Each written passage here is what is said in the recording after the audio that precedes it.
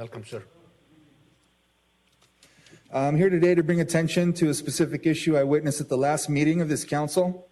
I believe it is of paramount importance that the people of this city either have the ability to come to this hall and voice their concerns, complaints, and suggestions in person, or if they're unable to do so, especially due to health concerns, that they're given access to do so from home.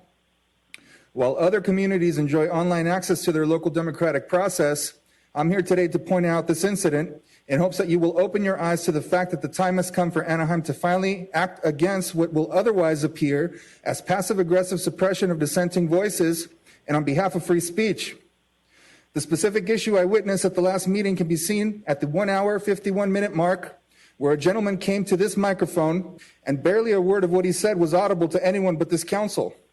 This man, like any other resident, had a right to come here and speak his mind, but even more so, had a right to be heard by his community. This man did not receive his due right that day, and I call on this council to correct that injustice by preventing it from occurring in the future. I noticed, Mr. Mayor, you repeatedly instruct people to come closer to the mic and speak up when in effect, this is the last thing people should be having to do in order to get a clear signal into a mic. Their mouths shouldn't have to be closer than 6 inches. The problem isn't the people. The problem is your lack of a decent sound system. A decent microphone with a pop screen sending all signals to a board with preamps, which can then send the signal to a decent speaker as well as a computer for recording and streaming. You can load a virtual studio to the computer for free, or anyone with proper knowledge can find any number of commercial options.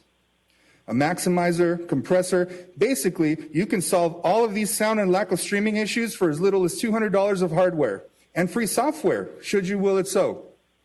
Now, I'm not here to make accusations, but I would like to share that it seems very suspicious to me that our city hasn't addressed these issues by getting someone to install a decent sound system and set up Zoom conferences for meetings, as other cities in the county already have. If it indeed is not a question of ability, but one of choice, then let the incident I have pointed out here today serve as proof your current system has failed its residents, and that a new one that falls in line with what other cities are now doing must be put into place.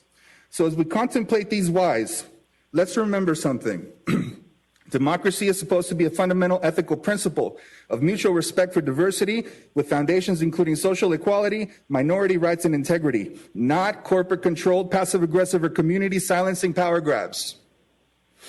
I truly hope this council is sincere in its desire to properly serve its residents. It can start by allowing more of the ones who'd like to speak to be heard. In closing, as a resident of District 2, I stand with my hardworking, deserving Arab American neighbors in demanding you recognize Little Arabia formally. Also, I demand a review of the Angel Stadium land transaction to ensure it is still in the best interest of the city, its residents, and that the city is receiving similar interest from any money owed by Mr. Art Moreno to that which it will have to pay for taking out loans while navigating its COVID-related budget shortfalls. Your time is thank up, you, sir. and God bless you all. Thank you.